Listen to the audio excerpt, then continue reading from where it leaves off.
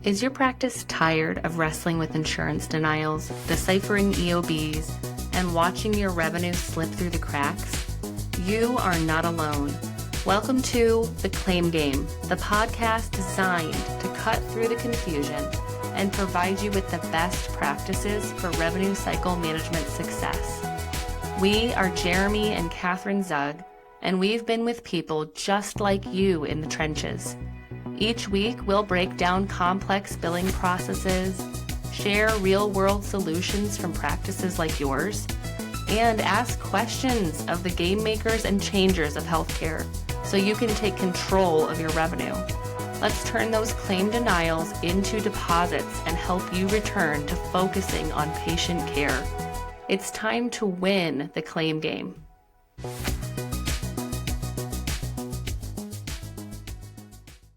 Well, all right, Danny Freed of Blueprint, thanks for being on the podcast. Really appreciate it. Thanks for having me. Excited to be here. Of course. Well, for the people that may or may not know about Blueprint, what is Blueprint? Yeah. Well, at the simplest level, we're a technology company. We help therapists spend less time on paperwork so they can spend more time with their patients, their clients. I think, that sounds somewhat simple, but fundamentally under the hood, what we're trying to do is we're trying to shift really the relationship therapists have with their tools. If you just think about existing tools out there on the market today that have been around for 10, 20, 30 years, most of them in our space basically ask the clinician to record what they've done, whether that be documenting a session or filling out a form or generating and submitting a claim. And we're trying to flip that so that the system really works for them and the system can actually take work off their plate, again, so they can focus on delivering amazing mental health care to more people. So in a nutshell, that's what we're doing. We can get into more of the details, but I think highest level, that's the thing. We call it an AI-assisted EHR today. There's obviously been a evolution over the years to how we got there, but that's Blueprint today. Yeah, talk about that evolution. I mean, I know a little bit. We got connected in 2018, and I've had the privilege and joy of watching Blueprint arc over to where you are now. But can you talk a little bit about you guys were started in 2014, no? 2019. 2019, okay. So 2019 to 2026. Yeah. So, I mean, it's funny you say 2014 because I do feel like the kernel for Blueprint started well before the company started. I mean, maybe just even a little bit of background on how I got into this world and my own background. I don't come from healthcare or mental health care. I really have a background in technology, and more specifically, before Blueprint, I was building different consumer software apps and companies and products. The whole reason I got sucked into mental health care is because along the way of doing some of that stuff, I lost one of my best friends to bipolar disorder. And that actually happened in 2013. So that was the seed. 2014, 2015, 2016, and the next couple of years, I slowly but surely started just immersing myself in this space. I had no intention of starting this company, but I was just genuinely trying to better understand what my friend had been going through. So that was sort of like Blueprint, version 0 before Blueprint was even a thing. These conversations were happening, and the thing I noticed in that time period was through conversations with providers. I caught glimpses of the tools they were using, and I basically couldn't look away once I started to see this because in my day job at the time, I was building tools for personal stylists at a company called Trunk Club, and we had built a pretty impressive platform there. It was very cutting edge. This was like 2015, 2016. And it felt like the therapists were 10 or 20 years behind the personal stylists.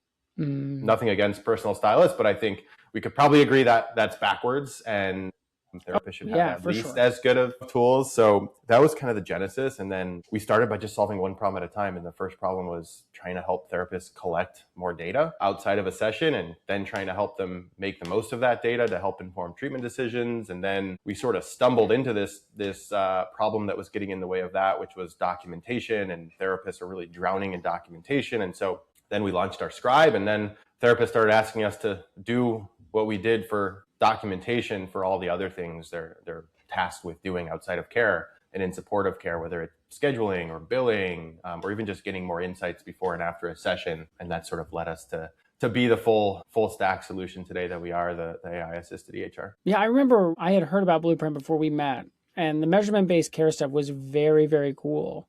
And it has just seemed like you all just tackle mountain after mountain of like measurement-based care is really important because value-based care is here, and that conversation's not going away. And then AI showed up and scribing is a thing, and that makes a ton of sense for AI. And then now EHR, which that has been in development for a year, a little more, less than a year, right? A little less. Yeah, we just launched February. I mean, you could argue it's been sort of on our minds since the very beginning. But I think we always had a belief from the very beginning that we wanted to be the full operating system. Just back to sort of the glimpse of these tools I saw way back when, you can't just do a piece of that and sort of call it a day. There's more problems to solve. And so we've been asked for the last, I guess, 6 years up until we finally launched it, if and when we were going to be launching or building an EHR. And so it was pretty clear that at some point we would want to try and do that. And it was all just about making sure we took the right steps to do it, because it's no small feat. And I think it's gotten easier with AI and some of the developments there, but it's still a big responsibility and a lot to build and manage, and lots of mission critical stuff running through that, whether it's the scheduling or the notes or the system of record or the billing that, you can't afford to slip up. It's a really critical infrastructure. Peel the curtain back just a little bit. What makes it so complicated for non-technical people to understand?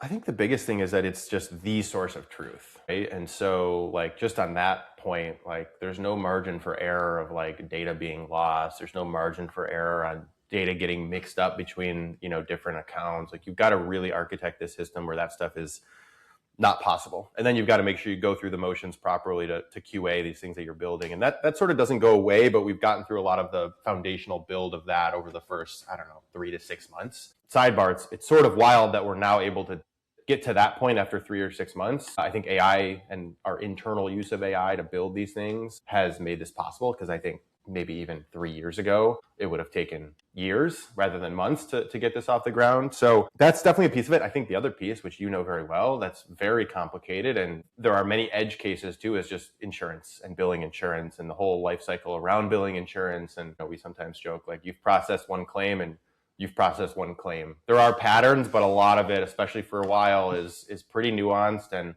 the behaviors of payers change and the responses from payers and the data changes. And it's pretty fundamental for a therapist of how they're getting paid. And so you've got to really be on that. And it's kind of a never ending journey, but we're in a good spot today. So yeah, I was telling your team at ACA, where you sponsored and did a lot of cool stuff. If I dropped Danny Freed on a planet that needed a healthcare system, you would never, and I mean never, build the system we have in the United States. You would never on purpose go, that's a good deal. Let's do that. You'd build something way more efficient, but that's the challenge that you have to build in this really inefficient world. So why was it, so other than client demand, which is really, really great, and all of your tools have been amazing over the years, but why is it necessary to build the entire house rather than just staying specialized ambient listening, ambient notes, and then measurement-based care? Yeah.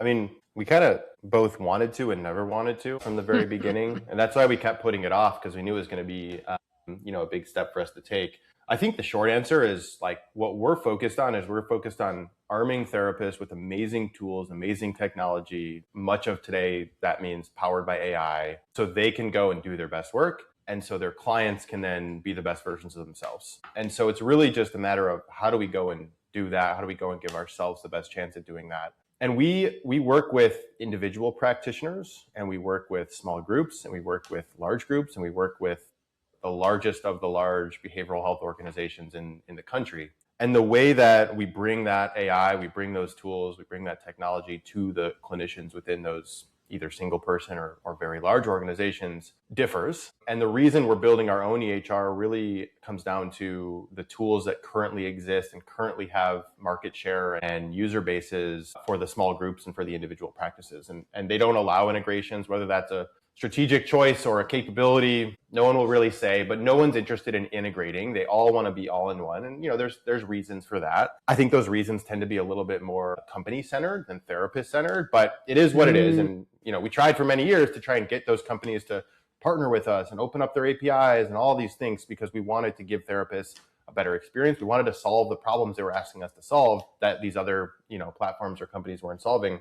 And we just made no headway. And so eventually we said, you know what, screw it. If we want to go and achieve this goal, we've got to go and be the EHR, and let's go and do it. And so that's what we've done. But it's interesting because the larger orgs, the ones using other systems that do allow APIs and and they have partnerships, and it's much more of an open ecosystem with interoperability. We're not the EHR. We have no interest in really being the EHR market for these larger orgs. And we can still deliver a world-class experience with our AI because we can just integrate right into those EHRs. And so it's a little bit of a means to an end. It's a little bit of a kind of the only way we've been able to go about solving some of these problems. With that, it also opens up a bunch of doors with this fully integrated experience of things you can do that you might not be able to otherwise do when you sort of own the full stacks. That's kind of the genesis behind it. Well, and EHRs have plagued the mental and behavioral health industry for a long time, partly because each state is different, each payer is different. But I have a sense that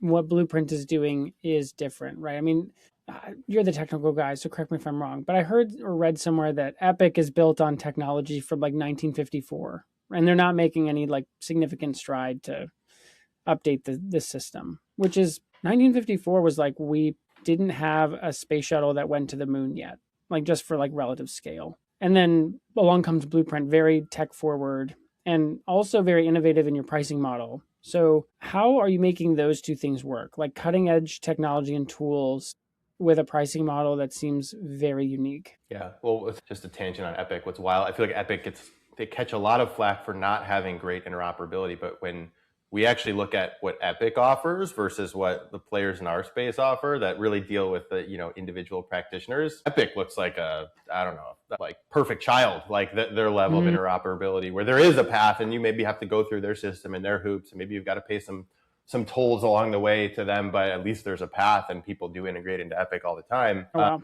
So it's even worse, I think, for practitioners. I don't sort of know exactly why that came to be. I think part of it's just the way the market is shaped, and a lot of those individual practitioners, it's just them and they run their own business. And then I think just back to the pricing question, as we were sort of studying this and thinking about this, we looked at the market and we wanted to try and figure out, why does the world need another EHR in this space? That's a great question. We sort of thought about, because there's hundreds of them, right? Literally hundreds, just in mental health that serve small groups and individuals. There's so many out there. And we spent a bunch of time thinking about this. We spent a bunch of time thinking about, why are people using Blueprint today? And I think where we landed was this realization that I'll just call them the legacy EHRs, the EHRs that you're thinking of and they've been around for a little while. They really serve mental health practitioners. They essentially charge an access fee for therapists to then have the privilege of doing the work themselves, right? So you pay this monthly fee, and then in return, you get to log in and you get to do your own notes and you get to do your billing, and you get a place to store all this stuff. And those platforms mostly become the place where the work happens, but you're still doing all of that work. And that sort of didn't make sense to us, because we would just hear about all these things that were getting in the way of a therapist delivering great care, right? It was all the work they were having to do. And so fundamentally, when you think about what these legacy EHRs do, and even just what an EHR is, it's an electronic health record. It's storing this information. And the cost of storage has essentially gone to zero. Yet you see a lot of these EHRs that are primarily storing your data, your information, they're actually increasing their prices year over year. And they're not adding typically much, if anything, but most therapists keep paying because switching EHRs has been historically pretty painful. And yeah, it sucks. And they're trapped, and they're trapped in what I call point and click hell. So we tried to flip the model. And what we do is we say, look, here's the EHR. It's free. We don't make any money by you storing information on our platform, and the cost of doing so is negligible. And so we'll eat it. Instead, we make money through our AI assistant, and we only make money when that assistant actually does work for you, whether that be drafting a note or submitting a claim or updating a treatment plan. There's a whole list of different things the assistant does, and it's all usage-based. So our incentives are very well aligned. The more work you essentially hire this assistant to do through the software, the more value we deliver, the more you pay. And if not, then the less you pay. And it fluctuates even for therapists with smaller caseloads versus larger caseloads, or they take a couple months off for maternity leave. Like, it just aligns to the work they're doing and the value they're getting out of the software. And so we think that that's pretty disruptive. And we think it's also just what therapists deserve versus the opposite of getting charged more and more and more just for the privilege of being able to log in and do the work yourself, the same work you were doing last year. Yeah, that's great. You were very quotable there for a minute. Point and click hell is very, very good. And the other benefit that you have to usage-based pricing is only when the AI assistant kicks in? That's right. We do it session-based today. because Okay. we want to keep it simple and everything sort of ties back to a session. For us, all the work we're doing tends to tie back to a session. And also that's how a therapist gets paid typically as well. And then there's different tiers. They can sort of access different AI features within different tiers, but it's all based on how many sessions they're running in a given. Yeah, I mean, I'm just trying to think through like with billing in particular. And I know, well, where are you guys at with like automated billing? Like the robots taking over all billing for Blueprint? One day. There's obviously lots of nuance. So, I'd say we're early on that journey. There's a lot we want to do. We also think about how do we make it more accessible for more therapists to have, a great billing experience like the ones that you provide to all your guys. And how do we enable maybe a part-time therapist, for example, to have that experience? And maybe then they can graduate to a full-time therapist. Maybe then they can grow their practice. I still think there's a place where, once you reach some critical mass, like you're going to want a biller or billing team. But I think there's a lot of work we can do up until that point, and perhaps even in partnership with a billing team at that point. Well, one of the things I'm excited about so far that we've done is related to eligibility checks. Gosh, talk more, Danny. So like one of the things that we kept hearing about was, I can run these eligibility checks through most of these platforms, but they don't really tell me what I'm actually trying to figure out. They give me a bunch of data back. That data may or may not be accurate. And even if it is accurate, it's hard to find the actual answers to the questions that I'm interested in. And so we just recently, like a couple of weeks ago, launched our AI eligibility check feature. And what it basically does is it lets a therapist ask questions about this eligibility check, and it proactively answers some of the main questions you might want to know. Maybe a client has like a $2,000 deductible and there's $500 remaining, and they've got 20% coinsurance and your rate's $150. And as a therapist, you might have to calculate all that. The client typically wants to just know, like, what are my out-of-pocket costs, right? It's like a simple question and a very complicated answer. And so we help do that math, and then we can help also recalculate that, because obviously in certain cases that's going to depend on, well, what are the other services you're using and other providers and whatnot. And so that math is sort of shifting almost in real time. And so we're excited about how AI and technology there can abstract sort of the process, and you just ask a question and you get an answer. Or even better, you don't even have to ask the question and you just have the answer at your fingertips when you need it. So there's a lot more. And so we want to sort of keep working through the claim lifecycle, and we want to help with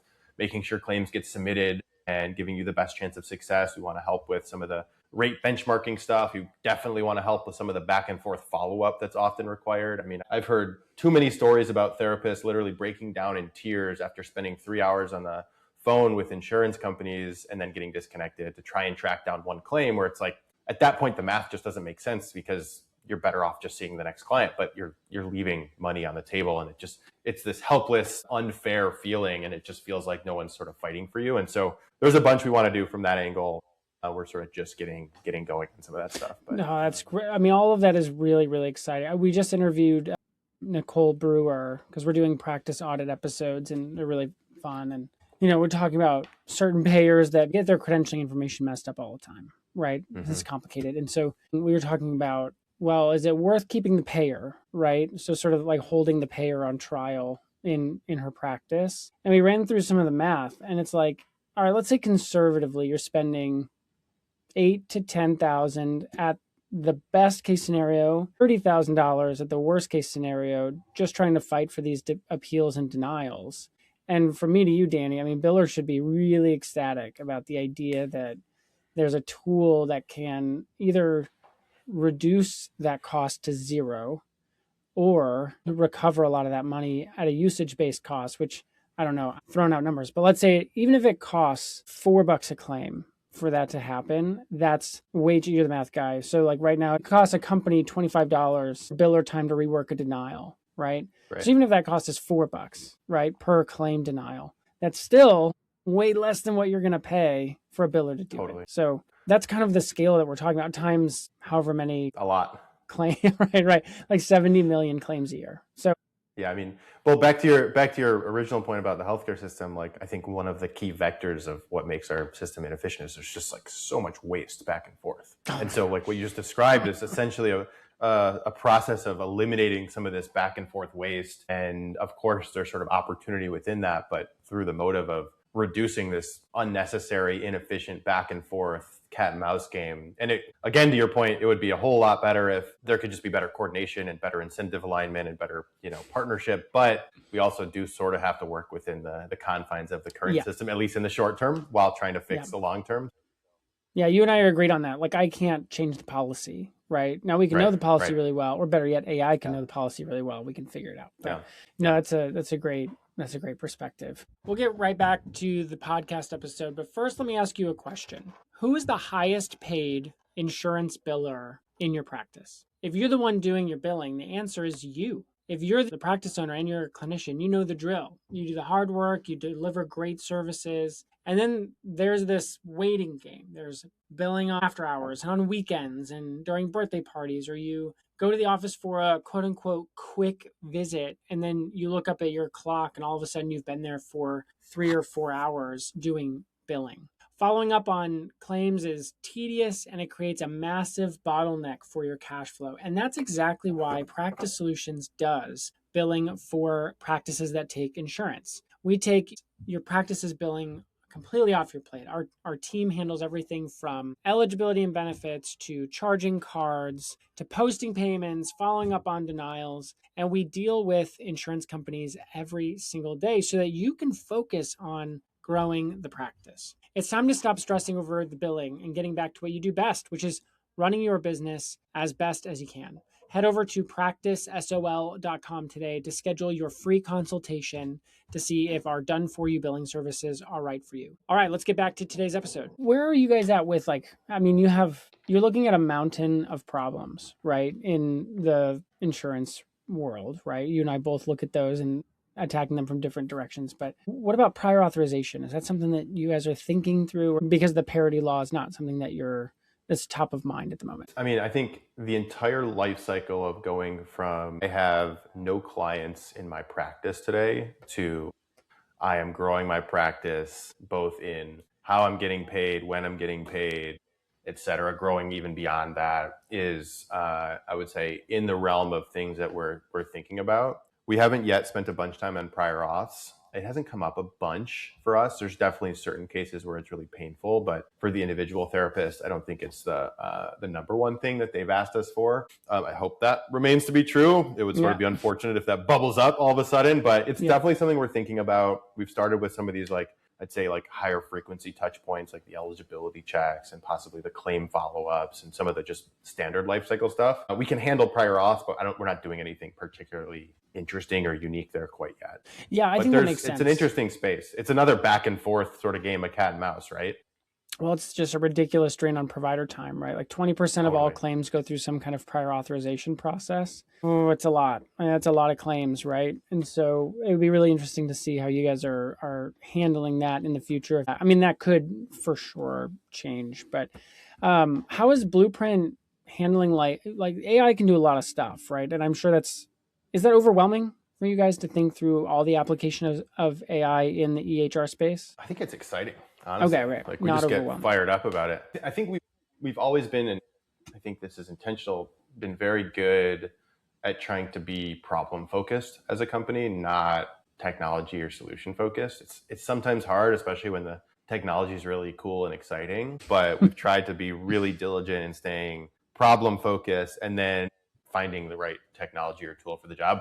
AI is one of those sort of cross function things that seems to help with a lot of stuff in a lot of different ways, but I don't know. We've always had better luck starting with that problem and then kind of working out. Let's talk about patient care then, because I think one of the problems that exists is pairing up the measurement-based care element and finding areas of opportunity when a patient is plateauing or needs an intervention. What's the landscape look like in Blueprint for AI to find flagging treatment? Is that a reality today, or is that something that's down the road? Yeah, I mean, it's very much in our roots, right? Just back to how we got started. It was all about helping therapists leverage data to make the best possible treatment decisions and enhance the therapeutic experience. So we're at our core is very deeply motivated to help therapists help their clients, not just take care of admin work, but also how do we enhance that therapeutic experience. I think we also have a really strong opinion on what our role is in that. We are the assistant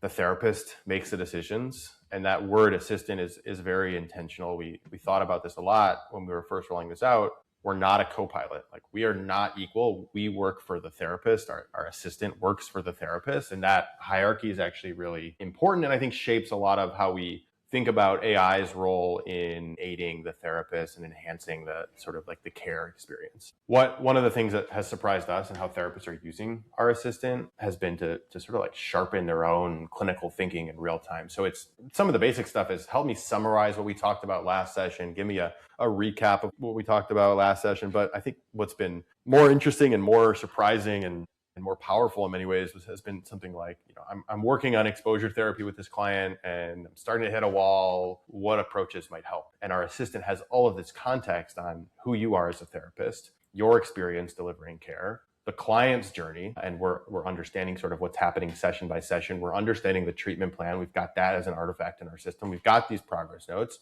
and our assistant is trained on sort of the latest and greatest peer-reviewed literature out there as well. And so it's not coming back and saying, do this, but it is surfacing up and guiding the clinician to sort of consider some other options, some other pathways, some other interventions, and can give them feedback on what they've done so far. And it can do so without having to ask 1,000,001 questions because it's got all of this context. And so yeah, my mind that's immediately been pretty went. cool to see. No, that's very exciting. My mind immediately went to like, oh, it kind of sounds like what a supervisor would do, but that's not at all what you're describing. What you're articulating is like a sparring partner for the therapist to be able to like riff a little bit and to speak the therapist's treatment language and make a good decision that's informed. Because like therapists do not have time to read all the peer-reviewed literature. And like, Totally. But that'll be your responsibility to make sure that the AI assistant is up to date and not hallucinating. And what are some of the challenges there? I mean, because AI is not like perfect in that regard. Yeah, so totally. I mean, what does that look like? Hallucination is definitely a risk, right? And especially when you get into this realm, like you've got to be really thoughtful about how you build these systems you can't eliminate it. And that's why I think we always try to craft this in a way where the therapist is positioned to still use their brain, still review. We're not telling them to do this. We're telling them to consider these couple of things and to sort of explore it more. But because we have all of this context flowing through Blueprint, right? Like we start with a transcript, and that's sort of the underlying like kernel for the session. And then out of that transcript, we're helping to draft a progress note. The therapist is reviewing and approving that. We're helping to draft a treatment plan from that transcript through AI. The therapist is reviewing and approving that.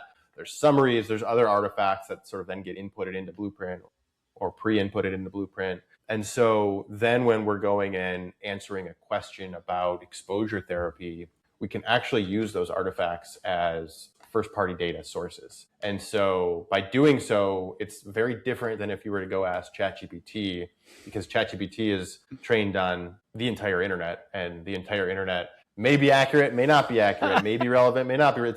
It's a little bit, it's pretty good, but it's, you get into some spaces where it's just wrong, but it's very confident that it's right. And so we're by no means perfect, but by trying to center in on the context that comes through Blueprint and then make that sort of like first party truth data because the therapist has signed off on this note, right? It's helpful. And I think it keeps it much more straight line focused. Yeah. I mean, the problem with chat, right, is you don't want it pulling some 17-year-old with 25 million whatever thumbs who's like pointing at the thing, like giving you like treatment recommendations, you want clinicians give you treatment recommendations based on. You want clinical grade AI, I think is, it's a different level. And so, which that is a great, We don't need to talk bad about anybody, but it sounds like what you're doing is very novel. How would you know if an EHR goes, hey, AI this or that? How would you know it's clinical grade versus chat grade? It's hard to know. I think it's a spectrum, right? And I would say clinical grade AI is many things. I think it starts with like who's around the table helping to think about these systems. Is it great clinicians who have the knowledge both on the technology side and the clinical side? Are they collaborating with experts on the technology side and the product experience side? And so I think it's all of these things together. And then I think there's certain attributes within, but I think it's a spectrum, but I think also like a therapist would know pretty well when they're using it. 1,000%, yeah. It's not that one or the other is helpful or not in a binary sense, but as you start to get into the questions like the one I just said, like it will become very, very obvious in what it can do. And it's a combination of having the right context combined with the right sort of clinical grade AI on top of that. But that context is also really important because chat doesn't have that context, right? It doesn't have your appointments, it doesn't have your notes, it doesn't have your treatment plans. And so it's almost, that context is almost a little more important in many ways, but you really need both. It's super important. I mean, I've told this story a few times, but I tried to see if Gemini could translate like written notes to like tasks or actionable notes, right? And I wrote test and I took a photo and it gave like, this is the paragraph that you wrote. I'm like, that's not what I wrote. And so there are problems with it, but it sounds like you guys have a very like academic way of approaching the technology here. So have you guys thought about, like, we've talked about benchmarking a little bit, like you touched on that. Now that we have the benchmarking data, right, which is so funny because the payers call it transparency data and it's not anything but transparent. It's very, very tricky. Have you thought about what Blueprint could do for those that fall in like a 10th or 20th percentile reimbursement rate for their market relative to treatment outcomes? Yeah, for sure. I think first we want to get really good at identifying those in real time, especially these newer therapists who just, they don't even know, right? It's just the contract they were given, and just getting to a contract, getting in network, going through the credentialing, all of that is also no small feat for a lot of the same reasons. So I think we're starting there, and we've started some stuff there. And then I think we already have the ability to draft letters in Blueprint, letters for different purposes, right? So the way that works is you can give it a query to write a letter about, let's just say, a referral letter to a psychiatrist for a client. And when you go and ask it to write this letter, it's going to go and try and figure out, well, what are all the points of data and what's all the context I need to go and write this letter? What's the objective of this letter? It might ask the therapist for some clarifying information first too, of who's this letter to, what's the purpose. So you can think about that as a letter writing tool that could be then applied in a bunch of different ways, one of which might be able to write a letter to an insurance company or to a rep at an insurance company and make hopefully a pretty compelling case, leveraging the benchmark data, leveraging the outcomes data, leveraging other data points that live in Blueprint as well, perhaps, to try and make a case to then get your rate up to market standards, up to that benchmark. Sure. I think it's exciting. And some of the stuff you've been doing in that space is super exciting, because I think like step one is just, we got to shine a light on this. We got to make this, if the payers aren't going to make this transparent, we've got to make this transparent. We got to do it. Yeah. Because and the law says it's out there, right? So like the questions we've gotten is like, how is this legal? Well, it's on their website. We're just translating it into usable data, but it's definitely out there. As you've seen, it's not easy to interpret or read. You can fill in the blanks on why that might be, but I mean, pricing is very important, and you know, you've been in the tech space for a while. The moment you know somebody's pricing a cost, you sort of know how to swing the dog, right, by the tail. Right. But yeah, the 5 millimeter shift we've recommended is look up the rates before you credential, because credentialing can be a 6-month process before you see a rate, right? Why waste 6 months? Go look at the rate data and see if the median rate is fair, right, relative to your size and expenses and all that stuff. So that's a 5 millimeter shift that'll save you about 6 months of headache. So don't do it. But that's like a really great applicable point for Blueprint, right? Like, hey, I'm interested in credentialing with whoever. What's the median rate? What's the 10th percentile rate? And then like giving me a sense of what that looks like, right? Totally. So all that's extremely exciting. So I can't wait to see what you guys do there. So AI is everywhere. We're just at ACA. Saw your team there. They're great. They're super fun to work with. Gift boxes, all of that. But the exhibit hall was packed with AI, right? There's a lot of AI messaging and noise. So how do you guys make sure that the technology is enhancing the human connection between patient and therapist rather than either replacing it or making it feel, it's like, you know, when an AI email is coming through, right? I mean, it just sounds different. It reads different. What is your thinking around enhancing human connection? Yeah, I mean, we've thought a lot about this. I skipped a step in our background and journey, because before Blueprint was Blueprint, we actually were a consumer-facing app. I don't think we had met yet. I didn't know that. It was the precursor to Blueprint. It was called Joy. Not a lot of people know about this, but yeah, I got started. It was just me at the time, and I was interested in building and solving some of these problems. And just given my background, came at it from a consumer angle. And so we built this chatbot. It was like 2016 or 2017. No kidding. It was more of a like, I'd say, reflection tool, support bot, journaling thing that gave you back interesting insights that you could go then dig into. It was using, called it machine learning at the time, there but you go. a flavor of AI. I think we had something like 100,000 people who had used that over a year or two. And so like there was real traction building, but that led us to build Blueprint, and we pivoted to this clinician facing thing because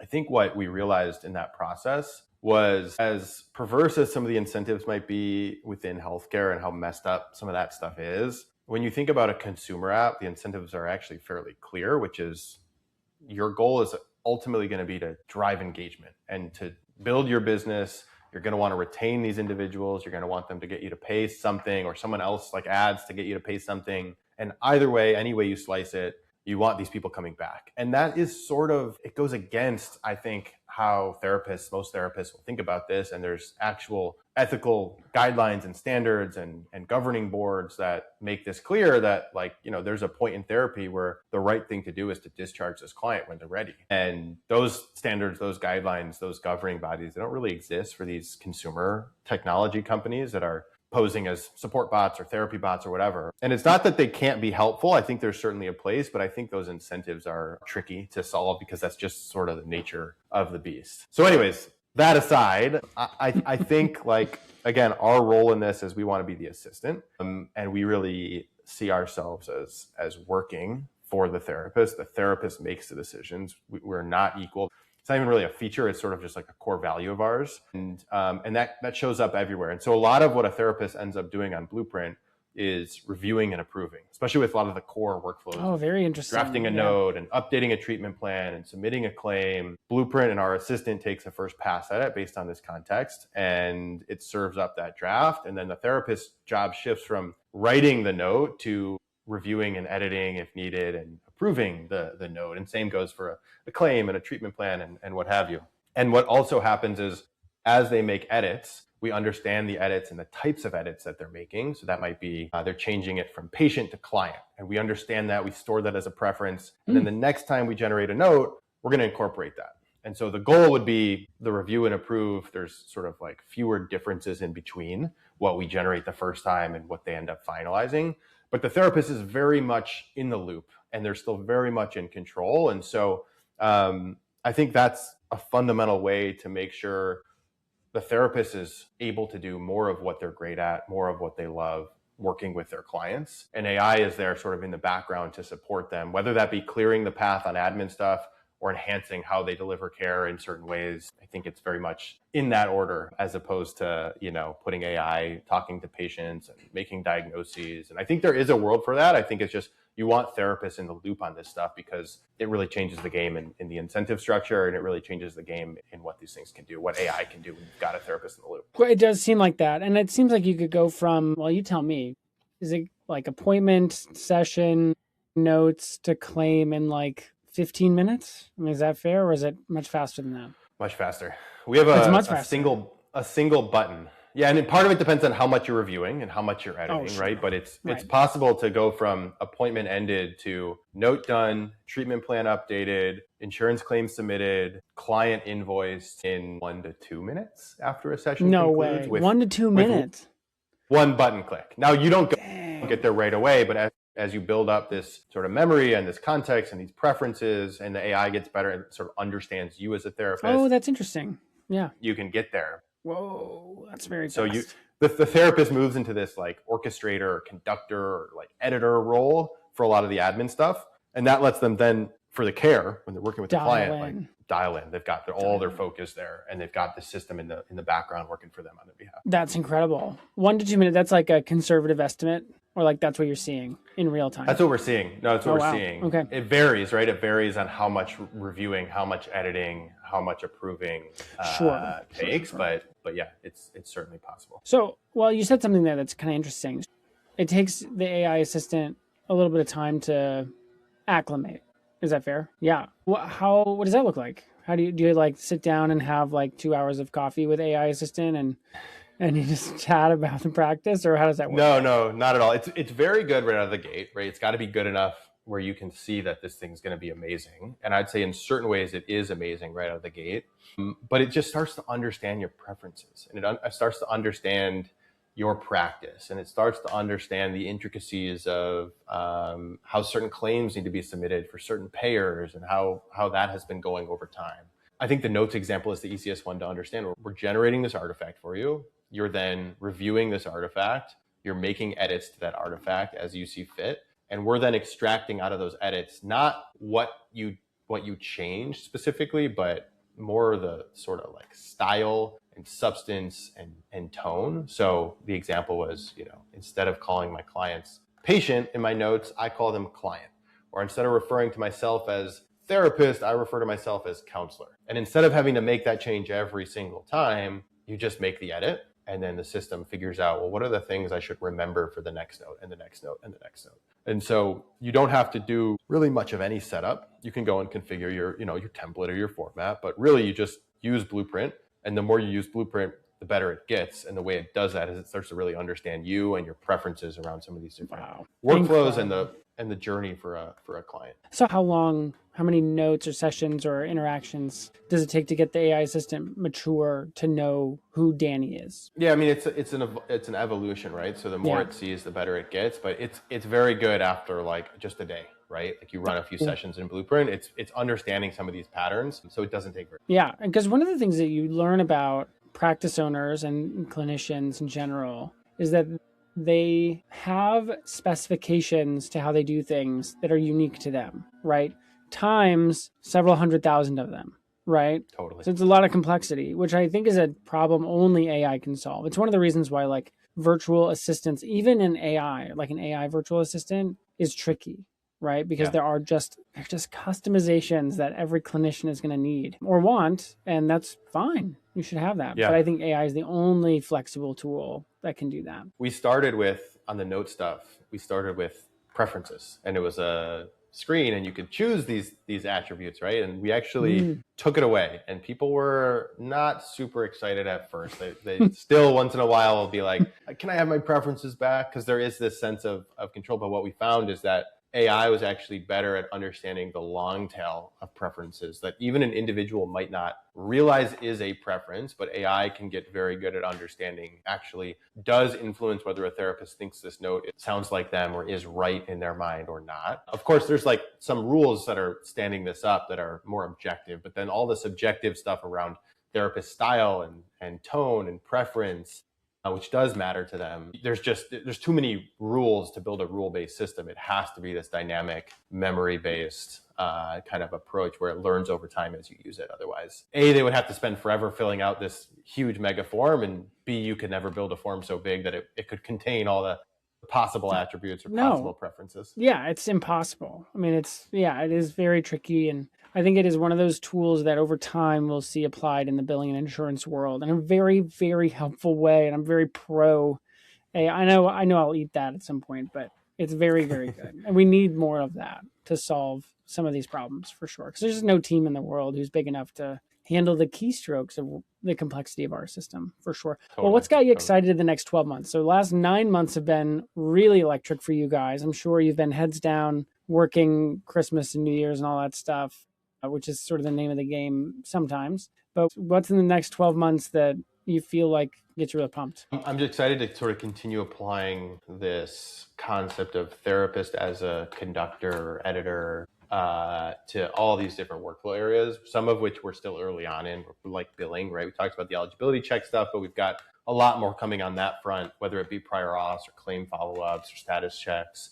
And so I'm really excited to go deeper on that stuff. I think it's just exciting to think even, further out beyond 12 months, how the role of a therapist then changes and how much more they can hone in on their craft. They can focus in on their clients. For some, that might mean they want to take on a handful more clients. For others, that might mean they have better work-life balance. For others, that might mean they want to put it into growing their practice and doing other things. And I just think it's exciting to think about that future where therapists have great tools, great technology, and a great partner to help them build and grow their practice, run that practice efficiently, and then get paid more and get paid faster for doing this great work. So There's a lot of steps to get there, but I think the future is bright. I think AI is a helpful force in helping us get there. And, if done responsibly, if done thoughtfully, it can be kind of the catalyst for, I think, a lot of that change. So that's what we're trying to do and what we're excited about. No, that's awesome. That's awesome. Where do people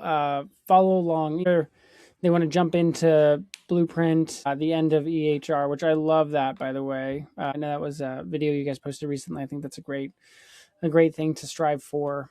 Where do they follow along to hear more, see more news? You guys have a newsletter or something that we can subscribe to? Yeah. So the best place is our website, which is blueprint.ai.